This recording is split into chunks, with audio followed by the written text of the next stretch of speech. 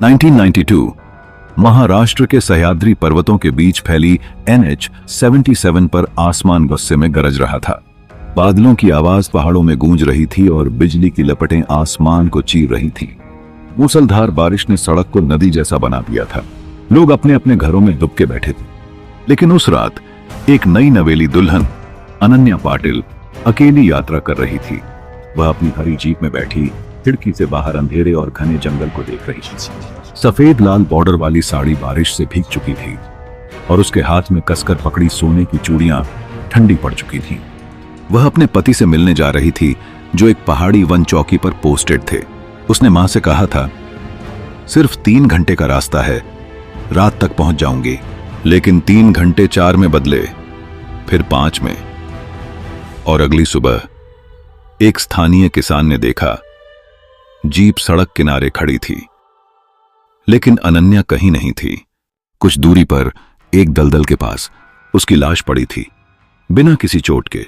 साड़ी की सफेदी अब कीचड़ में डूब चुकी थी, पर चेहरा साफ और आंखें पूरी तरह फैली हुई, जैसे उसने कुछ ऐसा देखा हो जो इंसान कभी समझ नहीं सकता। धीरे धीरे NH-77 का वह हिस्सा बदनाम हो गया। माइल 77। यहां रेडियो सिग्नल गायब हो जाता, गाड़ियां बंद हो जाती और बारिश की रात में कोई अजीब आकृति दिखती। लोग रात में उस रास्ते से गुजरना बंद कर चुके थे। सालों बाद अर्जुन नाम का 29 वर्षीय वीडियो ब्लॉगर, जो नाइट हाईवे चैलेंज सीरीज के लिए मशहूर था, वहां जाने का प्लान बनाता है। उसने फॉलोअर्स से कहा, आज रात 2 से 3 बजे के बीच माइल 77 पार करूंगा, अकेले, बिना कट। उसने कार में 2 कैमरे लगाए, एक बाहर का नजारा, दूसरा उसका चेहरा। रात 2:05 पर हल्की बारिश शुरू हो चुकी थी। हेडलाइट के सामने सिर्फ अंधेरा और पेड़ों की छायाएं थीं। अर्जुन कैमरे की तरफ देखकर मजाक करता, अगर कोई भूत है तो अभी कैब बुक कर लो। 2:17 अचानक हेडलाइट के सामने एक आकृति आई। सफेद साड़ी में एक औरत, भीगे बाल, नंगे पैर। उसका चेहरा भावहीन था, पर आंखें खाली, जैसे अंधेरे के पार कुछ देख रही हों। अर्जुन ने रुकने का सोचा, फिर हंसकर टाल दिया, शायद कोई प्रैंक हो। लेकिन वह औरत धीरे से उसकी कार के पास आई, पिछला दरवाजा खोला और बिना कुछ कहे बैठ गई। तभी कैमरे में अजीब सी आवाज रिकॉर्ड हुई, पुरानी मराठी जैसी कोई भाषा जिसे अर्जुन ने कभी नहीं सुना था। कुछ मिनट बाद अर्जुन ने देखा, उसकी छाया सीट पर नहीं थी। चेहरा पीला पड़ गया। कैमरे में बोलते हुए उसने कहा, मैं इसे छोड़कर निकल जाऊंगा, यह मजाक नहीं है। 2:23 कैमरे में गड़बड़ी आने लगी। स्क्रीन पर हरी सी बरसाती धुंध छा गई। औरत ने झुककर उसके कान में कुछ फुसफुसाया। अर्जुन ने जोर से ब्रेक मारा। स्क्रीन ब्लैक हो गई। सुबह एक दूध वाले ने कार देखी। दरवाजा खुला, इंजन बंद, कोई नहीं। सिर्फ पीछे की सीट पर एक सोने की चूड़ी पड़ी थी, बिल्कुल वैसी जैसी अनन्या की लाश के पास मिली थी सालों पहले।